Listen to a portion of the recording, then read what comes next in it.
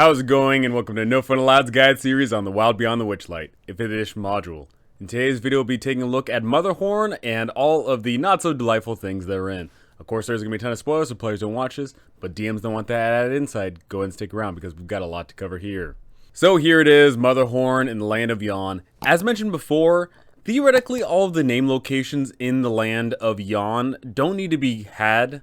You don't need to run them, because your players could skip right on in, and nothing really changes. What does change is your players could get backups. They could get a whole bunch of reinforcements to help out with Motherhorn. But quite honestly, in this adventure, you never need backup. You never need reinforcements. If you do things diplomatically or in a smart way, you don't need these reinforcements. So it's very likely and possible your players just skip right on to Motherhorn, and that's the end of the story. Now, of course, if you've got a combat group and they are punching up way above their level, then for sure these backups are going to help out quite a lot. So if you do have a combative group, then absolutely the backup certainly helps. Now, whether your players march on to Motherhorn right from the get-go, or they storm to all the other places, or they just get thrown in here by some random tornado, they're going to find themselves in a weird place. So let's start looking at all that, shall we? So first things first, Motherhorn is freaking ginormous. Look at here, we get this beautiful side view, and then we get the understage, we get the stage level, which is where a lot of the things are going to go down. We've also got the tower level 1 and the tower level 2. Whole bunch of great things going on here. So why are your players showing up here in the first place? Well, let's take a look at some few things. First off, because she's stolen something and your players need to get it. 2, your players have been sent here on a quest because they need to do some other favor for another hag, and one of the things that they could do is disrupt a play, and they show up here. Another possible reason for them coming here is you tell them that there's only one way, one conceivable possible way to get into the Palace of Heart's Desires, and that is in this castle. So if you don't have anything that's stolen that is belonging here and none of your players have any vendetta against the hag, then you could simply say that, yes, there's only one way to get to the Palace of Heart's Desires, and that is by operating some sort of bird located in here. In fact, Amador the Dandelion could be the one that tell your party that, saying, oh, you used to be able to walk up to the Palace of Heart's Desires, but now you can only get there by flying, and right here are a whole bunch of birds that can fly right there. So we've got a lot of reasons why your players could be showing up here, and of course there's many more depending on your adventure. So let's start looking into what happens when your players finally arrive. Now, when I say arrive, I'm talking about probably traditionally going through the front door, but of course, as we very well know, your players are going to get creative here and may not try to use the front door. Your players are maybe 5, maybe level 6, maybe even level 7.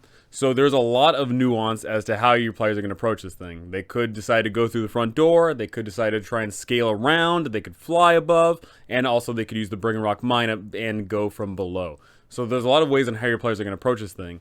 But if they approach from the front, they're going to see that there is a door, and the door is going to say, hey, I don't want that elf joining the party. And that elf, of course, is Gleam. And because Endalyn Moongrave doesn't want the Gleam and Glister sister pact to be reunited. Now, the reason why Gleam isn't allowed in is because Endalyn Moongrave is afraid of eclipses. In the Gleam and Glister pact here, they form a sun and a moon. So this is a figurative eclipse, and Endalyn Moongrave doesn't want that. Glister is here and locked away, but Gleam is not allowed in. So if your players know the information that Endalyn Moongrave is afraid of eclipses, and they want to sneak Gleam in, they're going to have to figure out some sort of way, but it's not going to be through the front door. Also fun to note is, as your players are approaching this location, they could potentially see the Darkling merchants that they potentially ran into before, all the way back in hither.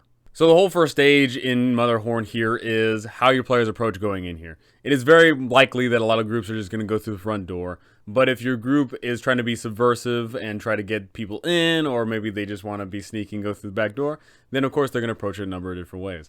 Just make sure that however way they approach it, it's a good time. Also for this Motherhorn location, we get Where's Endalyn, and this details out where she is. Of course, most of the time she is just chilling. She's on one of the balconies, or she's at her orrery of tragedies, or she's sleeping in her glass-paneled wardrobe. Pretty creepy stuff.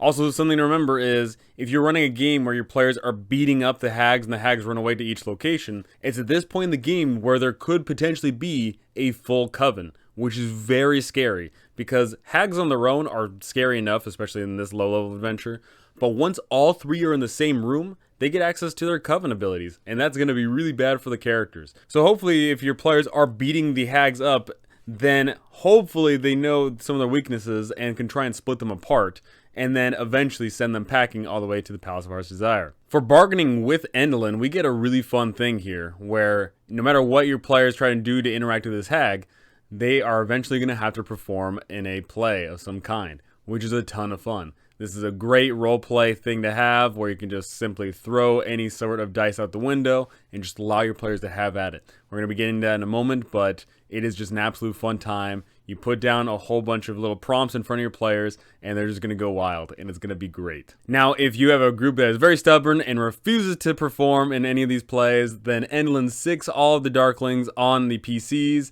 and if the PCs drop down to 0, then the characters are sent to prison with none of their gear, and are unfortunately going to be in for a terrible time until something else happens. But one of the random encounters located in Lyon actually gives your players an invitation, in which case they don't need to go through all of that shenanigans. So if your players did get that random encounter, then props to them. Once your players have finally gone through the rigmarole to interact with Endalyn Moongrave, then she of course is going to want something if the PCs want something from her. Several of the things that she is going to ask the party for are shadows, Gloam the cat, which is a cat which is stuffed and it's all the way back in hither, and the unicorn horn. So the shadow, that one's pretty simple. Your players just have to give up their shadow. Now, of course, mechanically, that doesn't do anything. Except, of course, that it means that people are going to not be trustworthy of people that are shadowless. And of course, that means that there is another shadow enemy that's running around somewhere. For Gloam the cat, that has your players trekking all the way back to Bavlorna's cottage, where they can find the stuffed cat. But there is the possibility that your players already remember that there is a stuffed cat located all the way in hither. If they do recall that, then they can maybe try and let the cat out of the bag, as it were. And thirdly, here's the unicorn horn. So the unicorn horn is interesting because if your players do not know the significance of the horn, then they may be willing to give it up. But if they do know the significance of it, if they know that it's used to save the day, or if they know that they needed to save the other unicorn, then they are probably not going to be very likely to give this up. So these three are great fonts and actually complete the cycle of having your players go to each of the 3 locations, hither, thither, and yon. And I really like that. I like how the quests tie themselves back into each other in the world. It's absolutely fantastic. So it really comes down to what your players need to do in order to get what they want, if they actually need anything, or if they're going to use some shotgun diplomacy. And lastly here, for Endalyn's escape, if your players beat her up enough, then she's going to fly on out of here and go to the Palace of Heart's Desire, where there's going to be the grand finale. The Palace of Heart's Desire is going to be an absolute blast. It's going to be a great little mega dungeon romp with a whole bunch of NPCs to interact with, a whole bunch of locations to explore. And if it's filled now with a full coven of hags, then that's definitely something that's going to add more fuel to the chaotic fire. And we get this little prompt here on Fatal Rescue. If your players helped out either the Brigand Rocks and or the Cords, then these people can come out at the right time. And that's a great thing to do to reward your players for helping out other people. If your players are getting into fights with a whole bunch of the Darklings, and maybe it's the Goblins, and maybe Endalyn Moongrave and all the other hags themselves, then having all of these people help out the party is so fan-freaking-tastic. What I always recommend is if there's a large horde battle raging around, then you simply just separate the two. You have all the Darklings and Goblins fight off against all of the Cords and the Brigand Rocks, while your players deal with the main baddies at hand. But before any of that nonsense goes down, they presumably have to go up here and maybe perform and play. In which case, if they do, then they're going to start asking around, and the goblins are going to point them in the right direction. And then stage right, the goblin is going to meet with them and say, hey, to impress the dame of unhappy endings, you need to perform a tragedy. Something gruesome, depressing, and darkly humorous. And that is when your players are going to be given a little prompt. And this is going to be fan-freaking-tastic.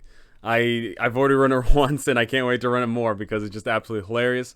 But giving your players a whole bunch of random rolls for a little play, and then giving them all of those handouts is so freaking hilarious. If you have them all say these random lines, and they have to actually use them in believable means, then it's a fun time. So while they are just doing the ad-libbing stuff, then you should have some sort of note on the side there and keep track of the points.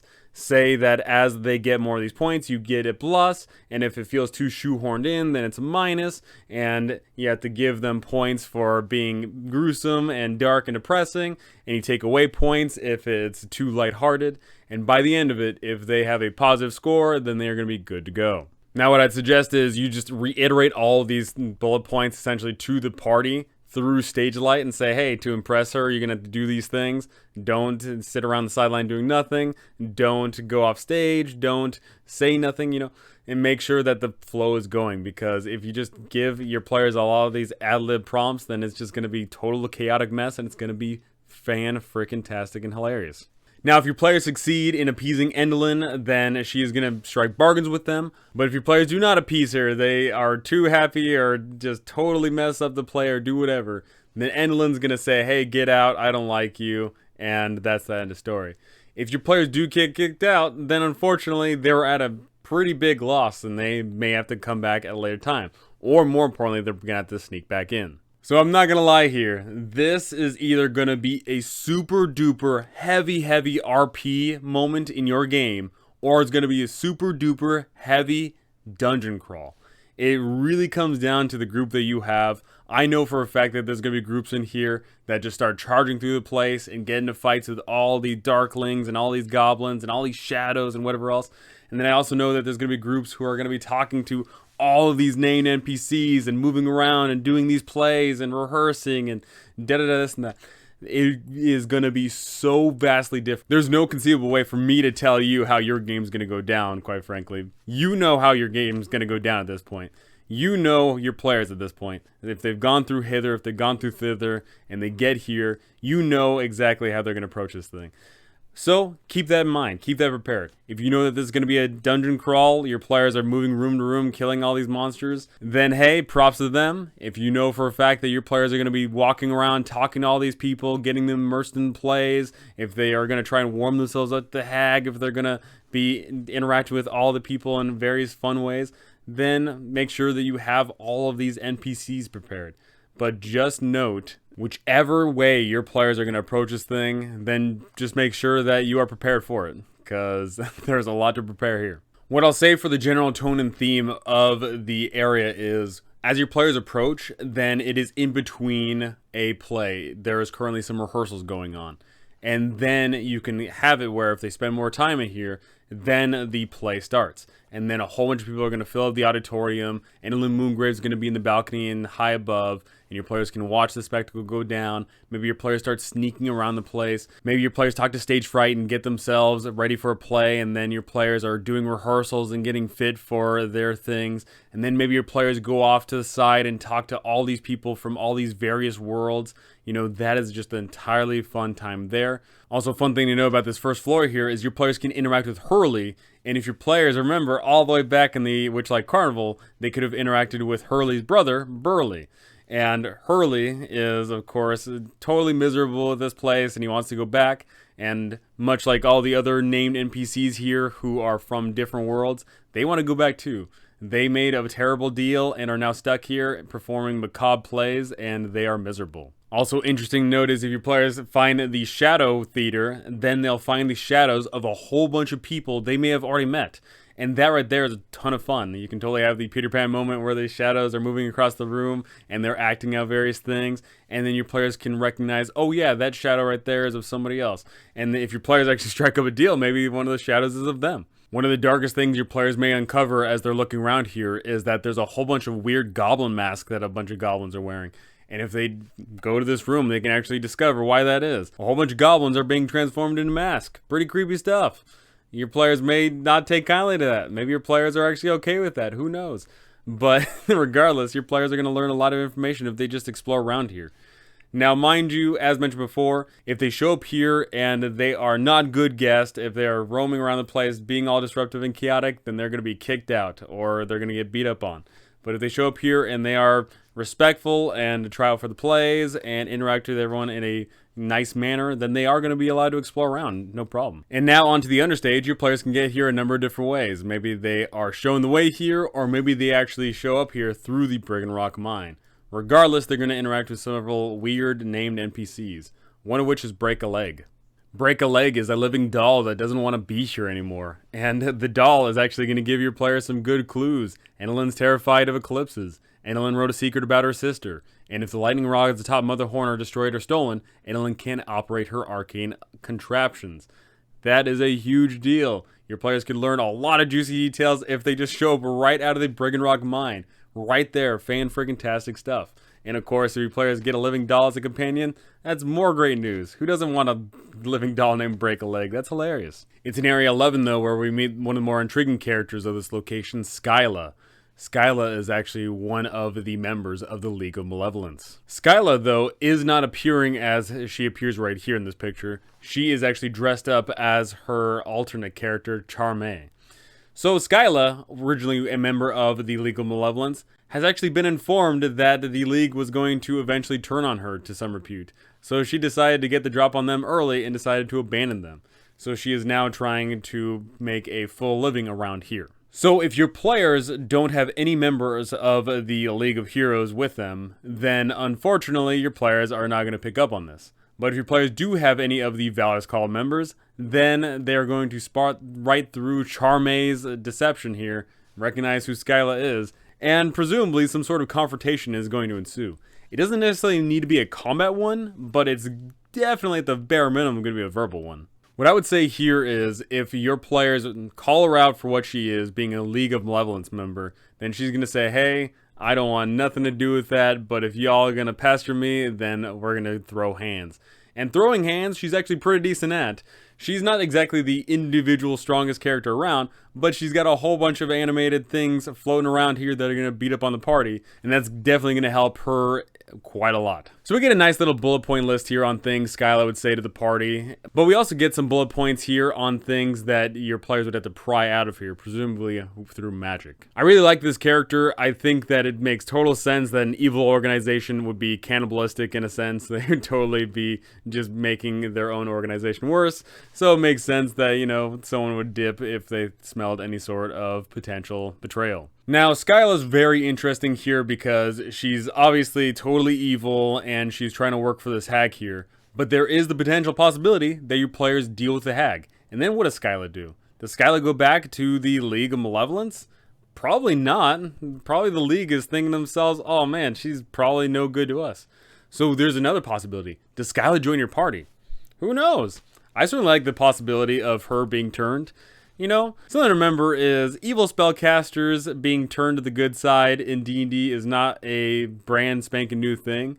Look at Bigby. Bigby was an evil mage at some point and became a good mage. So there's always a potential for redemption, right? Also located in this room, we have Golmo the Architect, and Golmo is the Brigand Rock miner who was taken away and is being forced to build a whole bunch of contraptions, and hopefully your players are going to do the right thing and help Golmo out. So once again, a whole bunch of fun, exciting things happening just down below the stage. Also, something very important to note is, if your players look around here, they can actually find bits of a moon. And that does mean, in fact, that they could try to create an eclipse during a play. Now, in Tower 1, we get some balconies, and of course, we get this big old epic machine, which has a totally awesome little handout for it.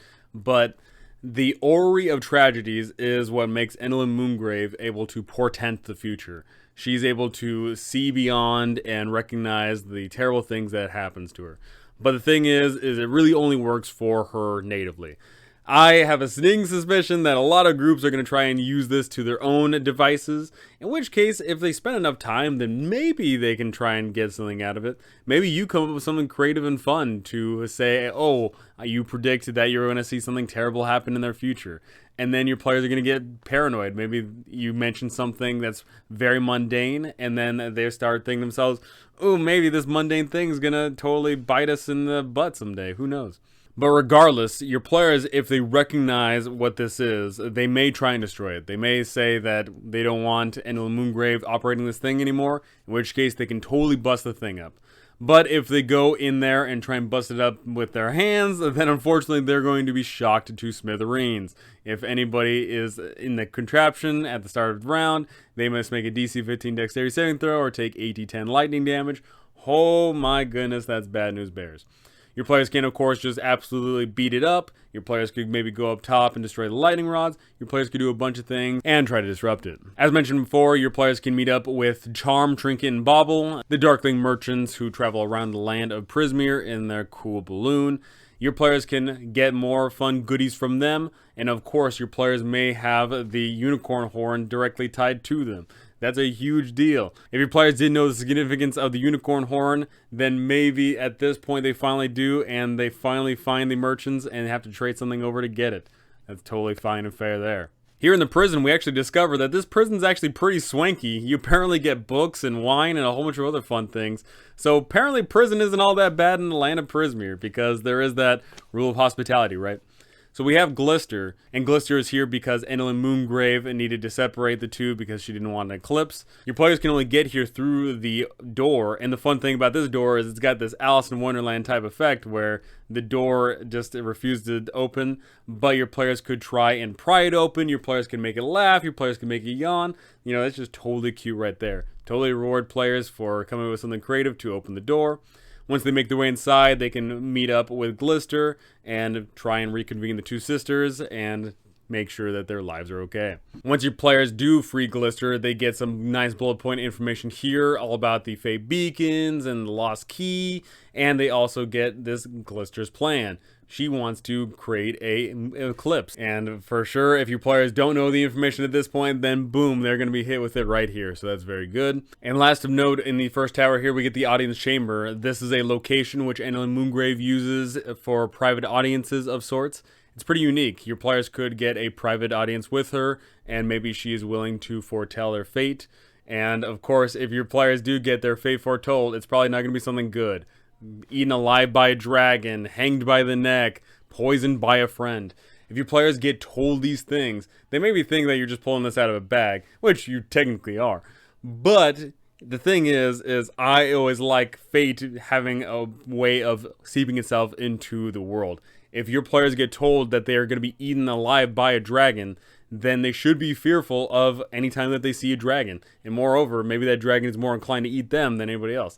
If they get told that they're going to be hanged by the neck, maybe at some point there's going to be ropes dangling around everywhere, and that's going to get your players kind of sweating a bit. If they get told that they're going to be poisoned by a friend, then they meet up with a whole bunch of people who claim to be their friends. They're going to be curious about what they're going to be eating and drinking anymore, right? I like those things, especially the crushed by a falling castle. I love those things because they get the imagination going on how you can implement it to potentially threaten your players. And, of course, get them thinking about, who do they trust? Do they trust castles falling out of the sky? Do they trust being impaled by stalagmites? You know, do they trust that these things are going to happen? Who knows? Tower 2 has a bit of juicy stuff in here. We got these paper birds and the hidden belfry, and it's here where your players can get some really juicy detail if they read some of the letters here about all of the things that the hags are talking about with one another. And of course, they also get some little correspondence with Lord Kellic. So your players, if they don't know the full details going on here, then they may discover, oh, hey, this Skyla person was in fact a member of this League of Malevolence and this and that. Totally awesome stuff here.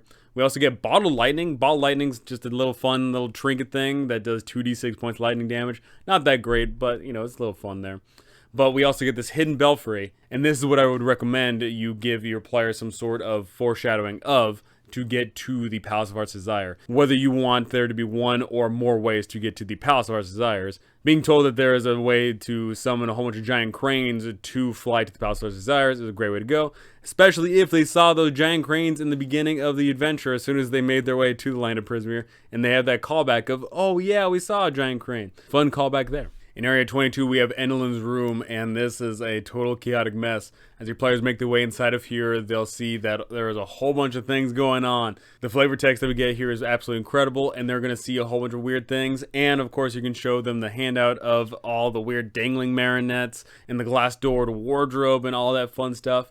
And your players are going to be exploring around, and they may be curious. If she isn't here at the time, then they're probably going to be on their tippy toes. And guess what? If they do know that she's here, then they're definitely going to be on their tippy toes. If they see Endalyn Moongrave just hanging out in her little wardrobe there, they're going to be kind of being like, oh man, this is creepy. Your players can uncover a bunch of good things here. In fact, a Ring of Shooting Stars, really powerful spell there. and they can interact with a whole bunch of other great things too. So what I'll do a rundown of is the roleplay versus the combat aspect of this little adventure. If your players are going down the roleplay sense, then they show up here, whether they show up through the front door or through the underground, they show up here, they interact with a whole bunch of the interesting characters here, and then eventually Stage Fright is going to say, hey, perform a play, let's go, and then you can have a fun interaction. Your players do the fun little play, and then Endalyn Moongrave is going to say, hey, that's great. I'll make bargains with you. You can stay around here as long as you need to. And your players can stick around here and uncover more of the named NPCs and some of the unnamed NPCs. And eventually they can see all the terrible plays that are going on here and all the terrible things that are going on. Goblins being turned into masks, people being deshadowed, and just, quite frankly, just a miserable, terrible time. The interactions that your players have with all of the poor, unfortunate NPCs that are stuck here, the interactions you're going to have with all of the goblin workhands and all the darklings and Skyla are definitely going to push your players into a certain sort of direction. And of course, what your players are willing to do for Endalyn Moongrave to get what they need from her. If something was stolen from her, or someone was stolen from her, then of course your players are going to have to do something for it. And if you're doing the roleplay side of things for this adventure, your players are going to have to get creative here. Maybe they do have to sacrifice their shadow. Maybe they do have to go all the way back to hither. Maybe they have to find a unicorn horn. Maybe they try and make a fake unicorn horn. Who knows? But regardless, once your players have gotten what they need, maybe through diplomacy, maybe through bargaining, maybe they just steal it and try and run. Eventually your players hop on a crane and fly all the way to the Palace of Heart's Desire. Maybe your players have to go back to the balloon that they had at some point to get to the Palace of Heart's Desire. Maybe your players had to actually strike up with a bargain with the Darkling merchants to fly them over to the Palace of Heart's Desire. You know, there's a lot of great ways you can get your players to the Palace of Heart's Desire. It doesn't just have to be the paper cranes, but if you want to keep it more linear, then that is a great way to go about it. Now, if you're coming in here through a combat means, then of course things are going to get real hairy, because if your players just start marching up through all this location, then unfortunately there's going to be a lot of numbers going up against them. There is a lot of goblins, but at this stage in the game, your players at the bare minimum are level 5, so goblins aren't an issue. There is a mass amount of darklings though, and the darklings could prove to eat up a lot of the resources. The shadows are definitely going to be a big deal, because the shadows, if there's a bunch of them, they're just going to drain out everybody's strength, and if your strength goes down to 0 in this adventure, then you are knocked unconscious, so a very big deal there. And of course, if your players go through the bottom door here, then they'll be interacting with Skyla, and they'll get jumped by all the animated things. That's a big deal there. But most important of all is the combat with Endalyn Moongrave herself, wherever that is. That could be all the way up in her orrery, that could be on the main stage itself, that could be any number of locations. There is so many potential places that this combat could go down.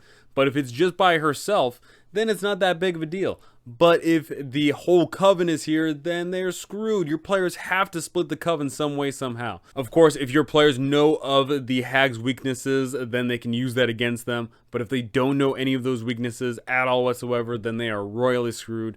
Hopefully, if your players march around here just a little bit, then eventually they can learn about Endalyn Moongrave's secret and make an eclipse somehow, and there they can split the coven.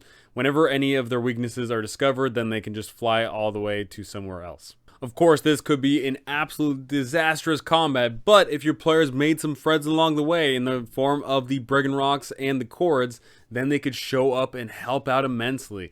Instead of it just being your players against the vast horde, it could be your players just going up against 1 or 2 big bats, and that's it.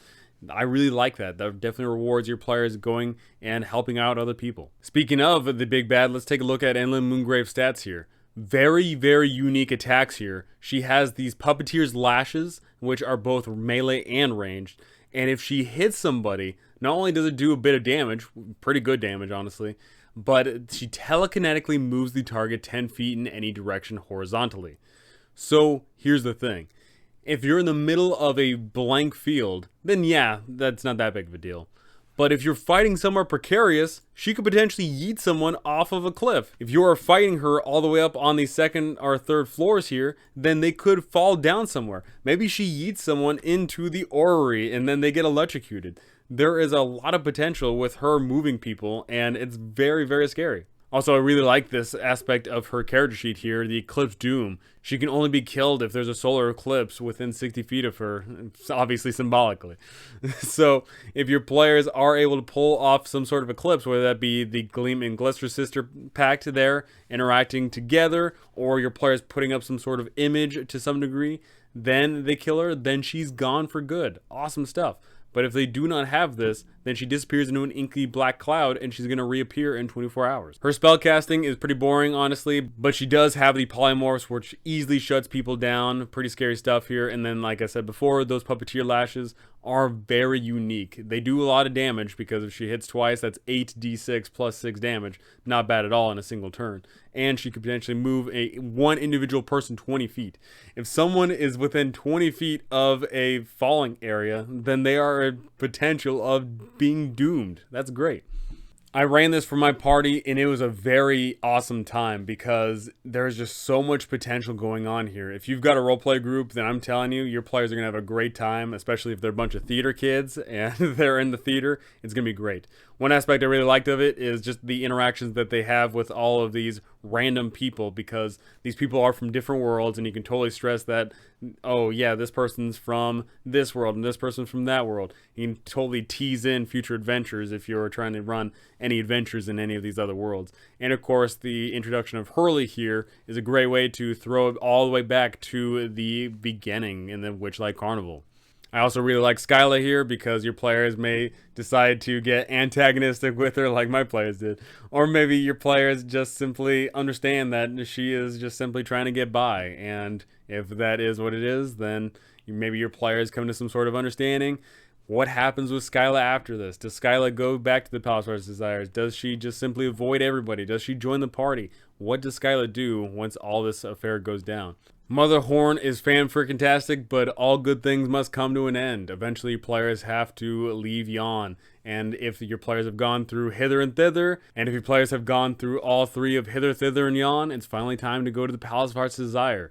In which case, the only person that's going to be able to lead them there would be Amador. Amador is only going to do this, though, once Gleam and Glister are back home. Your players could, of course, send them through the Fey Beacons, but maybe your players use some sort of other way to get them back home. Is what it is. Once your players had Gleam and Glister back home, so hopefully if your players save Glister, then hopefully they're saving all the other people too, like all of the other actors, including Hurley. Hopefully they all go back to their respective worlds through the Fey Beacons, because that would totally suck if your players just show up here and just leave all these poor innocent people. Is what it is. So your players have a lot of options here in regards of what they do here. At this point, they could potentially even have more NPCs following around with them. Who knows? Regardless, though, that closed the chapter on Yon, and eventually we now push on to the Palace of Heart's Desire, the grand finale of this excellent campaign. So go ahead and tell me, how do you like Motherhorn? Do you think that there's too much going on, or do you love that it's just a weird, chaotic, crazy mess? How do you like Endalyn Moongrave? Do you think you're going to have a great time role-playing as her, or do you think that she's a little bit too creepy? And are your players going to approach this super-duper heavy roleplay? Are they going to approach it with heavy-duty combat? Are they going to do some sort of mix in between? Go ahead and tell me those things because I would love to hear it. But that's going to do it for me. Thank you for watching. Thanks for listening. And thank you to my amazing patrons. You guys are absolutely incredible. Thank you so very much. And I cannot wait to see you all in the next one.